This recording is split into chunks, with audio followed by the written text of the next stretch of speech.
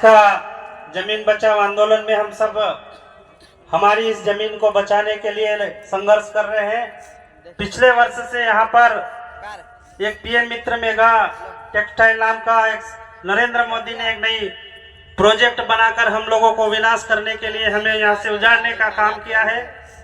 उसको ये पता नहीं कि यहाँ गांव बसे हुए हैं आदिवासी हजारों साल से यहाँ निवासरत हैं और खेती बाड़ी करके अपना जीवन यापन कर रहे हैं।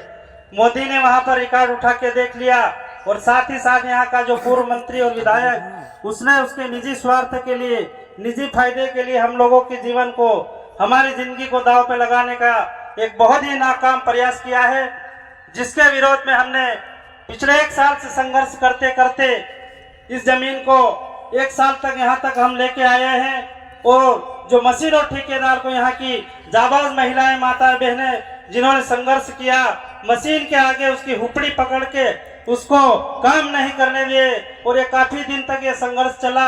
अंततः उसको ठेकेदार को मशीन और तमाम उसके रास्ते जो थे डंपर वगैरह लेके भागना पड़ा।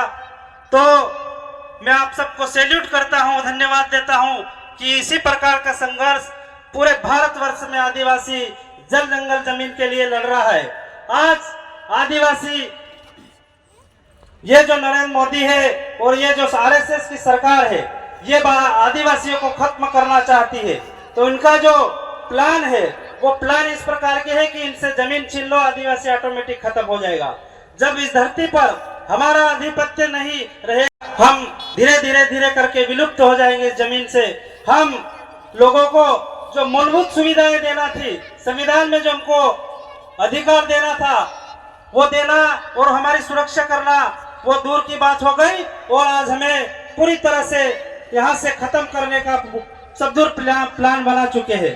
आज सिर्फ बदनावर ही नहीं, सरदारपुर में वो कौन सा विदेशी जानवर, उसके चक्कर में वहाँ हमारे आदिवासियों की जमीन को अधिग्रहण करने का काम किया गया है। खरमोर नाम का पक्षी, और गंधवानी में चूना फैक्ट्री, कुक्षी में चूना फैक्ट्री, धार के ब्रह्माकुंडी में वहां पे भी इंडस्ट्रियल कॉरिडोर के नाम से हमको बेदखल करने का काम किया जा रहा है।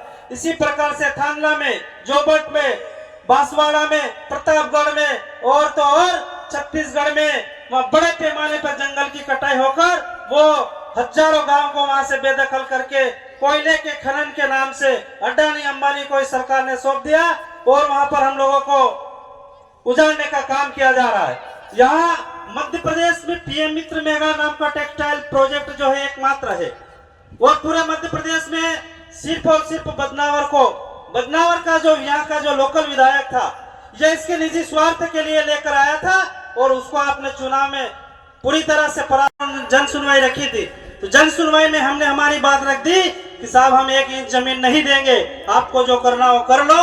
वो उसकी बात सुनाना चाहते थे लेकिन हम लोगों ने कोई बात नहीं सुनी और हम हमारे घर चले गए। उसके बाद में कलेक्टर आया था गुपचुप तरीके से बिना सूचना दिए, यहाँ के महिला और यहाँ के जो कार्यकर्ता ने उसको भी घेर दिया।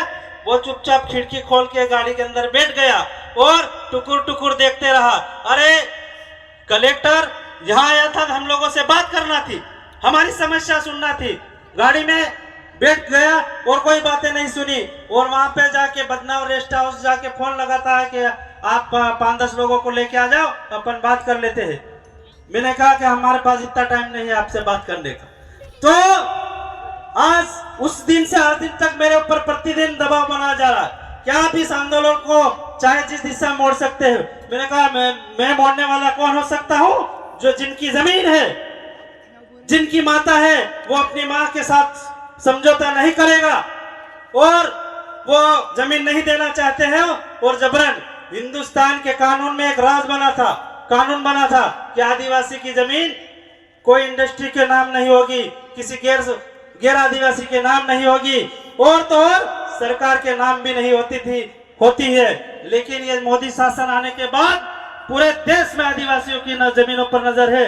इन्हीं बातों को लेकर हमारे बीच में अभी बहुत जल्द हमारे जेएस के राष्ट्रीय संरक्षक और मनावर से 2 बार के विधायक अलावा जी हमारे बीच में आ रहे हैं। साथ ही साथ हमारे अन्य सामाजिक कार्यकर्ता भी धीरे धीरे करके सब पहुंच रहे हैं। काफी दूरी तय करके पहुंच रहे हैं, तो हमको एकता का परिचय देते हुए इस लड़ाई को और मजबूती से लड़ना है, क्योंकि लड़ाई की शुरुआत अब होगी। जो पहले हमने जो ज्ञापन आवेदन निवेदन किया, लेकिन जमीन की लड़ाई जमीन पर अब शुरू होगी।